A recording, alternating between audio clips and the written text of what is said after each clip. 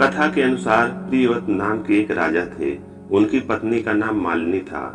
दोनों की कोई संतान नहीं थी। इस बात से राजा और उसकी पत्नी बहुत दुखी रहते थे। उन्होंने एक दिन संतान प्राप्ति की इच्छा से महर्षि कश्यप द्वारा पुत्रेष्ट यज्ञ करवाया। इस यज्ञ के फलस्वरूप रानी गर्भवती हो गई। 9 महीने के बाद संतान सुख को प्राप्त करने का समय आया तो रानी को मरा हुआ पुत्र प्राप्त हुआ। इस बात का पता चलने पर राजा को बहुत दुख हुआ।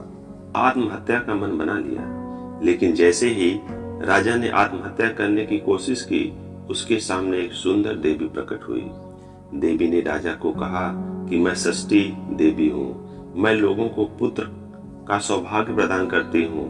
इसके अलावा जो सच्चे भाव से मेरी पूजा करता है, मैं उसके सभी प्रकार के मनोरथ को पूर्ण कर देती हूँ। यदि तुम मेरी इच्छा से पूजा करोगे तो मैं तुम्हें पुत्र रत्न प्रदान करूंगी। देवी की बातों से प्रभावित होकर राजा ने उनकी आज्ञा का पालन किया। राजा और उनकी पत्नी ने कार्तिक शुक्ल की षष्ठी तिथि के दिन देवी षष्ठी की पूरी विधि विधान से पूजा की। इस पूजा के फलस्वरूप उन्हें एक सुंदर पुत्र की प्राप्ति हुई। तभी से छठ का पावन पर्व मनाया जाने लगा।